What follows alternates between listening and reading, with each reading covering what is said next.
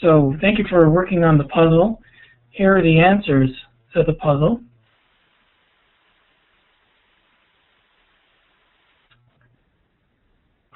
Quite a few of you did quite well with the puzzle.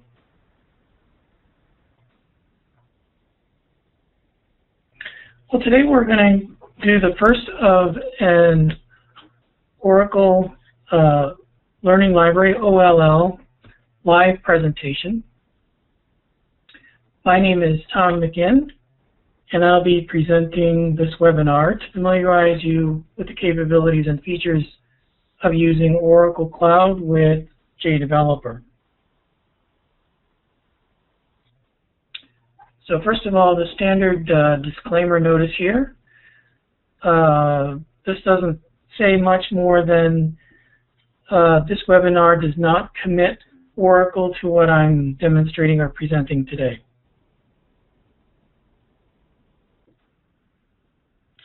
To get the most out of this webinar, I am assuming that you have some experience with Oracle JDeveloper and ADF. These are Oracle technologies. And that ideally you have some experience as well with Java Enterprise Edition development. If you don't have experience with either of these two technologies, don't worry. Really what this webinar is about is to give you some idea how to use JDeveloper with Oracle Cloud.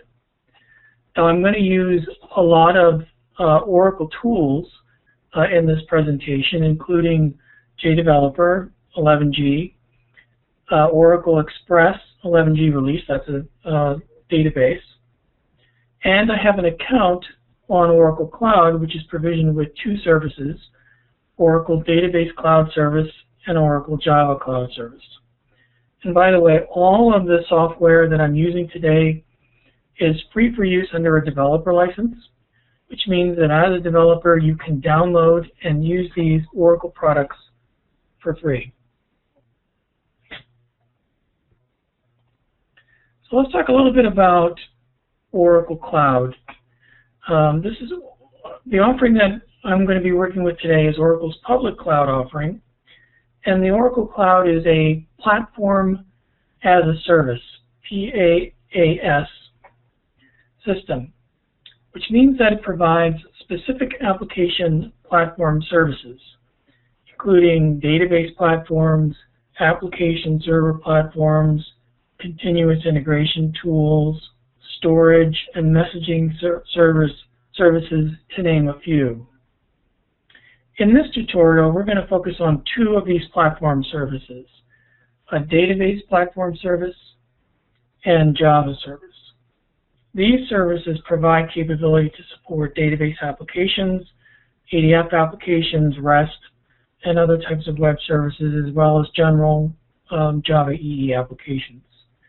And with these two services, you can create any number of applications that can be deployed to web servers, to web applications, deployed as web applications, can be deployed as applications consumed by other cloud applications, by mobile devices, and so forth.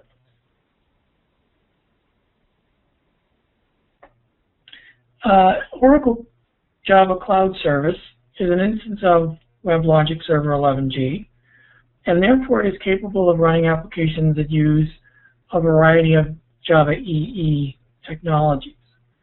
So Enterprise Java Beans, Java Server Faces, Java Server Pages, web services, both JAX-WS and RESTful Web Services, JAX-RS. And Java Cloud Service comes with automatically a database cloud service, and using standard technology such as Java Persistence API or JDBC, you can communicate with that database instance. Because it's a fully functioning WebLogic Server 11G instance, you can also take advantage of ADF. So ADF Faces, ADF Business Components, and web services. The application that I'm going to be demoing today is a typical ADF application. In fact, I built this application using one of the tutorials available through OLL, through the Online Learning Library, Oracle Learning Library. This is a typical application that uses the sample HR database that comes with every instance of Oracle database. And it's simply providing a view into that HR system through the departments. So each department has a number of employees. Those employees will be viewed in a tabular table on the top. We'll be able to edit the employees down here and then push the results, back to the database. So to make this a cloud application, there's two parts that we have to do. First, we have to get the database, the local sample HR database. We need to get that onto the Oracle Database Cloud Service. And the way we're going to do that is we're actually going to use a feature that's built into JDeveloper called the Database Cart to copy both the schema, the setup of the tables, and all the data associated with the tables. We're going to copy it from the local instance to the cloud instance. The second part is to get the application itself over to the cloud. And again, through JDeveloper, we'll use one of the tools in JDeveloper to actually deploy, and that's what we're doing here. It's hard to write with a big fat pen. Let me write with a smaller pencil. We're going to deploy this application onto the cloud.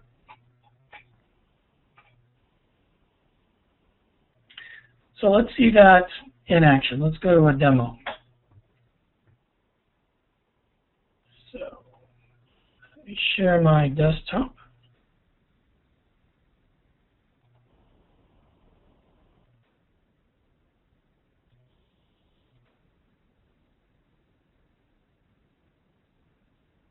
Okay.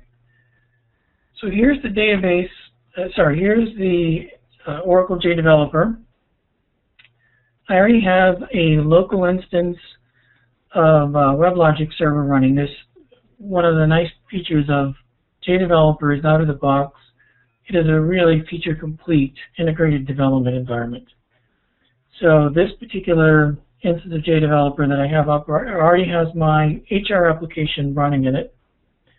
Already has my HR application built. I've already developed it.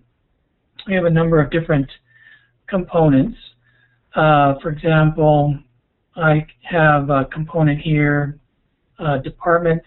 This is where I'm going to display the departments, plus I have some buttons to allow me to move through the different records.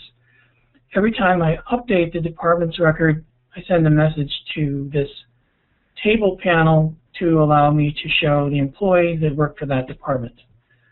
I also want to be able to edit those employees, so I have a set of fields down here that allow me to push data back into the database. So let's go ahead and run this application locally first. Again, I'm sort of following the typical model as I see it for for an application developer using the cloud. You would probably most likely download tools to your desktop or your laptop environment, do the development locally with local instances of databases, test it, and then when you're ready, deploy the finished application to the cloud. You can use the cloud as your both your test and your development environment, but I think most likely people will become more comfortable using local resources and then pushing those resources up to the cloud. So that's what we're going to do. So let's go ahead and run this application. And currently it's running locally. So it's deploying down here. You can see the messages hopefully coming across in my log. It's deployed the application, or it's in the process of deploying the application. And here's the application running in a Firefox browser.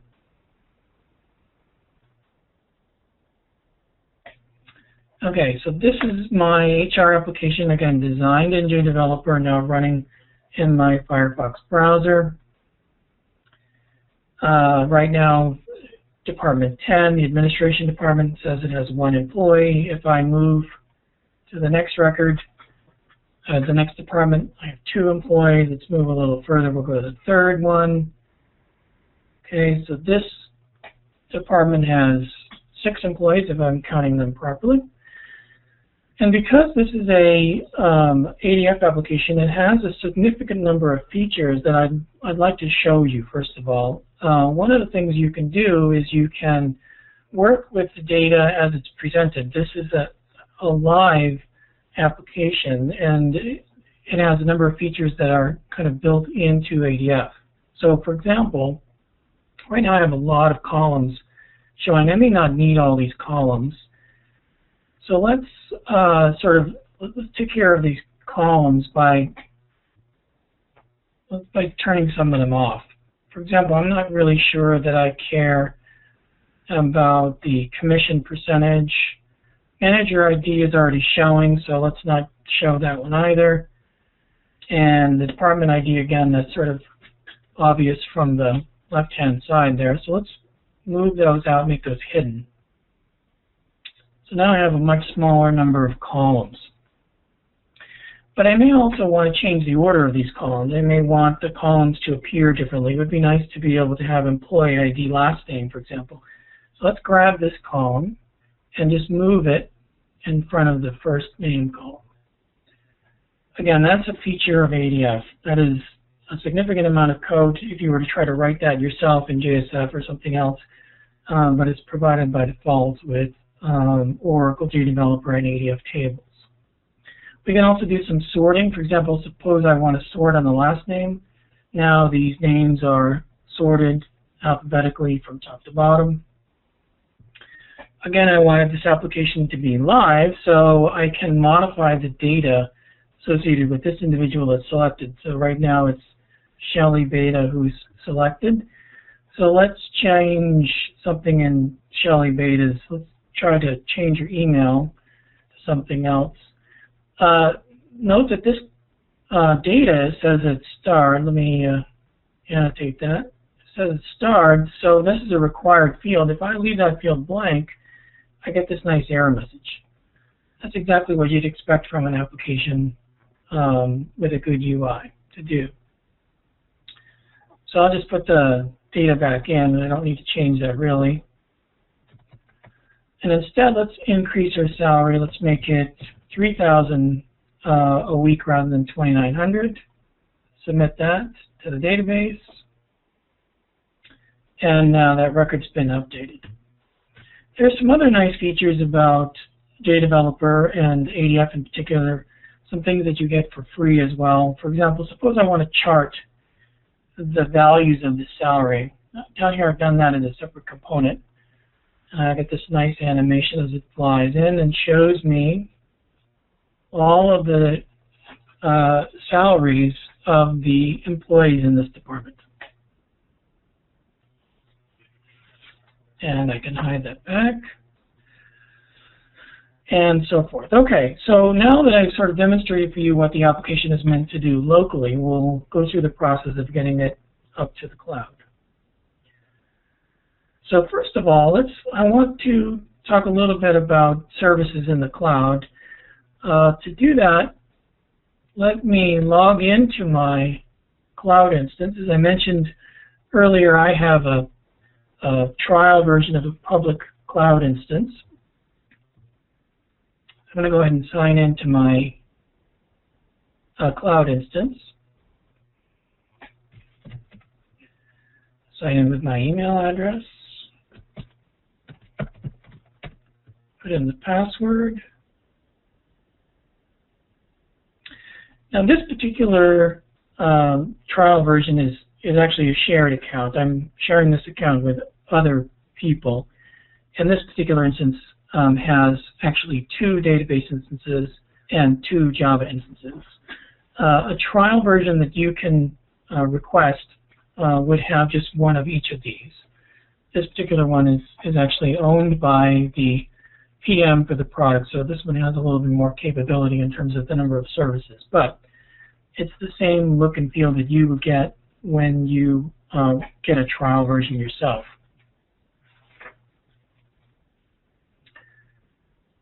So let's take a look, first of all, at the database instance, just to show you a couple of things. So, for example, this is a trial. These are the dates of the trial. The service name, that's important. When I'm communicating with this database, that's the data source name that I want to use. It's called database. If I'm going to access the database from a IDE, I need a host URL. In order to perform any functions with the database, I need to be able to indicate some of the secure FTP information. I need a SFTP host, a port number, and a username. And in fact, through identity, I would give that username a particular password so I can access that data.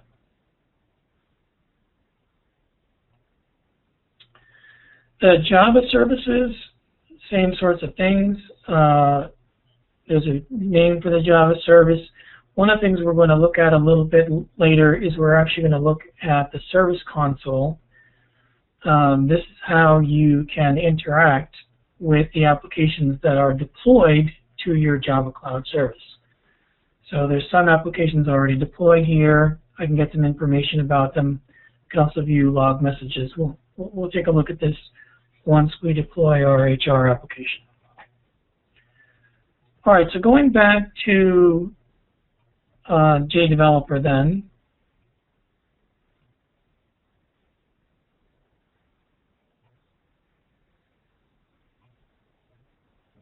Going back to JDeveloper then, the first thing I want to do, as I mentioned, is I need to get the database, the schema, and all of the data associated with that database over to the cloud.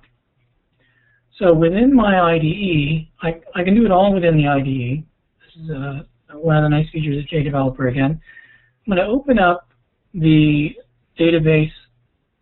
First, let me open up the database navigator because I want to show you that that I have a local connection to the my Oracle XE instance. And here's where the sample data is inside of these tables. So, for example, here's the employees table. If I click on that, you can see the table itself, the schema, and all the data associated with that table. So what I want to be able to do is to actually move this data, both the schema and the data, to my cloud instance. Okay, here's my cloud connection. Right now I have some tables in the cloud. These are tables that came with the cloud itself, but these aren't the tables that I need for my application, so I'm going to move these tables over. So let's open up the database cart. Again, this is a tool within the IDE that allows me to copy both the database and the schema from one place to another. Oops. Also going to need that database navigator to come back. Let's bring that over here. Apologize for moving these all around. It'll make sense in just a minute. So, for my HR application, I really only need departments and employees, but I may want to bring over more of the data now so that I can use the data in other ways later on with other applications. So I'm going to select countries and departments and employees. I don't really need job history, but I'll take jobs and locations and regions, and I'll drag this over to my database cart. By default, the schema is copied. That's the data definition language for these tables. But I also want the data to be copied. So now I've selected both the schema to create these tables and the data that's contained in these tables, and I'm going to copy it to a place. I'm going to copy it to the cloud. This little cloud icon is connected to my cloud connection. So I simply give this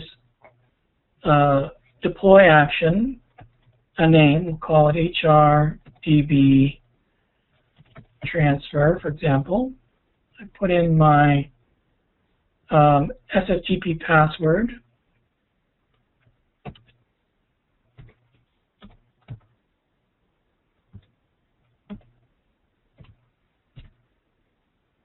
I'm going to replace objects in the destination. I don't actually have these objects yet over there, but I think it's probably a good practice, since what I really want is for this data to come over. If there's any existing data, this would move it. This would replace that data.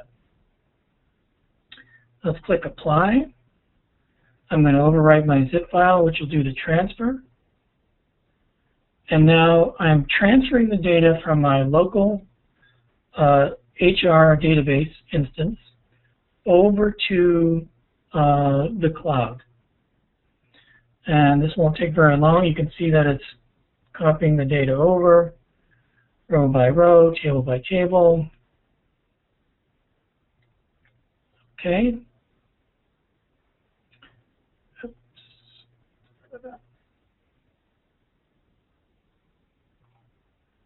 So now let's take a look and see whether or not that data went over to the cloud. So first of all, I'm going to open up my cloud connection. Let's close this so I have a little more room.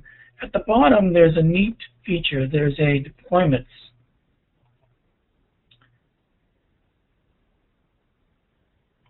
Let's refresh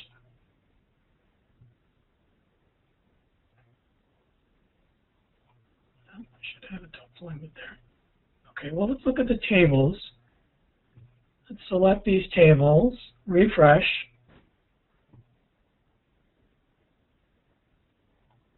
Oh, here we go. Now, this took a little while to catch up. So let's click on this is my transfer action. Okay, I need to move this kind of out of the way so I can see what I'm doing. Okay, we'll close the cart. So here's my transfer action. Right now, the status of my transfer action is approved. That means that the transfer is actually completed. There are two sort of status phases here.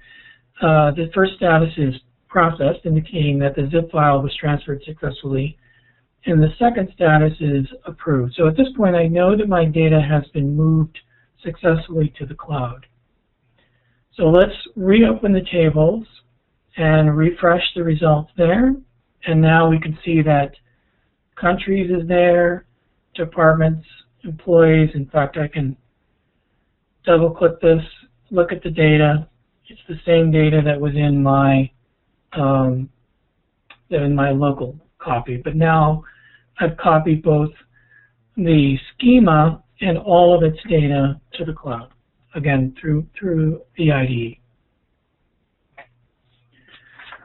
So the second part of what I need to do now is to actually deploy this application to the cloud. But before I can do that, I need to change the way that the application will access the database in the cloud. Right now, and let's go look at that. Right now, the application is accessing the data locally using a JDBC URL.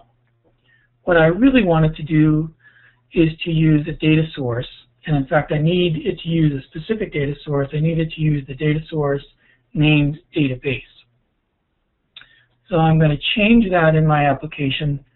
I'm going to change the connection type from a URL, JDBC URL, to a JDBC data source, and the data source name is database, as I showed you when we logged in. Once that's changed, I can now deploy this application directly to the cloud and run it in my cloud instance.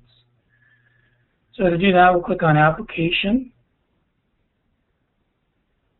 come down here to Deploy, and we'll select the application itself, HR System Application 1. I'm doing it through the wizard so you can see it. You can notice maybe when I pop that up that there was an option to actually deploy to the cloud because I've done this before. But I wanted to show you, how to use the wizard to go through that process.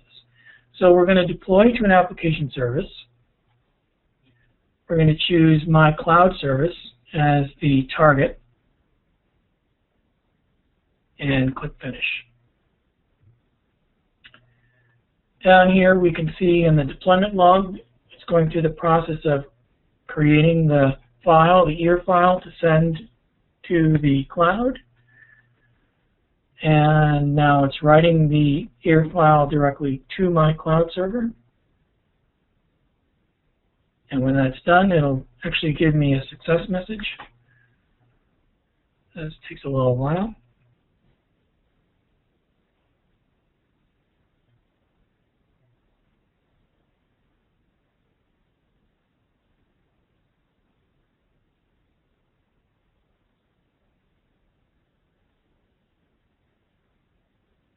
Okay. Still going.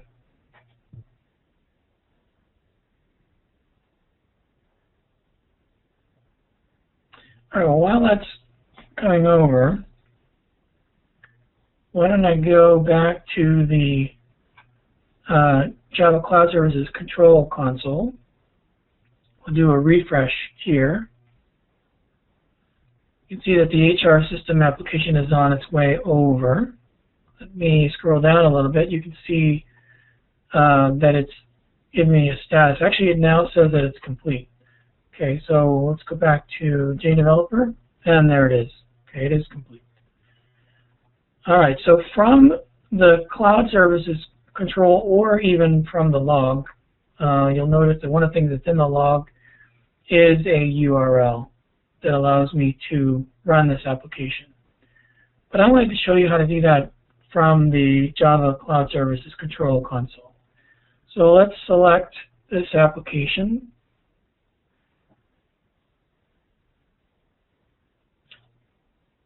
Okay, and there's the URL. I clicked on Test Application. I'm going to click that link. We'll go ahead and open that link. If I was not already logged into the cloud, I would go through the process of actually logging in again.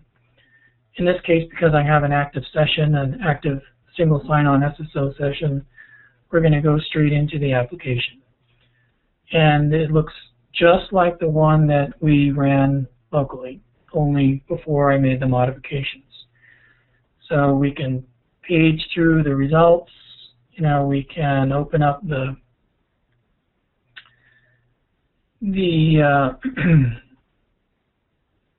pie chart of the salaries.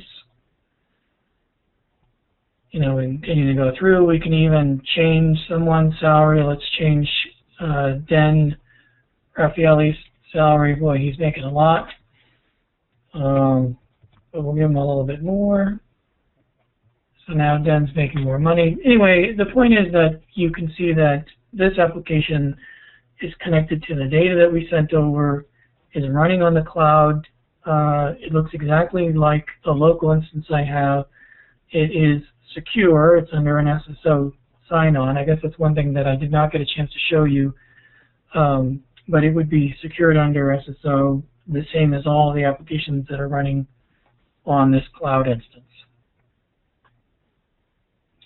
So some next steps for all of you. Let me go back here to my slides. So next steps for all of you, request your own trial service of Oracle Cloud. You can try out the tutorials that I showed you today. In fact, we have some resources that you ought to check out. Certainly, you should take a look at the Oracle Learning Library, OLL, where we have a number of tutorials, including the ones I showed today. There is a third part, actually, to this tutorial series, by the way, that includes information on how to change the security from SSO to security through the application, to use credentials to do both authorization and authentication through the application itself. We also offer tutorials on using NetBeans IDE and Eclipse IDE with the cloud as well.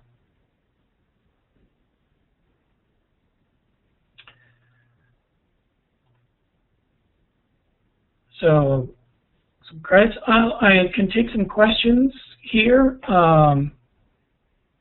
I think the best way to ask questions, by the way, please, is through the chat window. Does anyone have any questions at this time?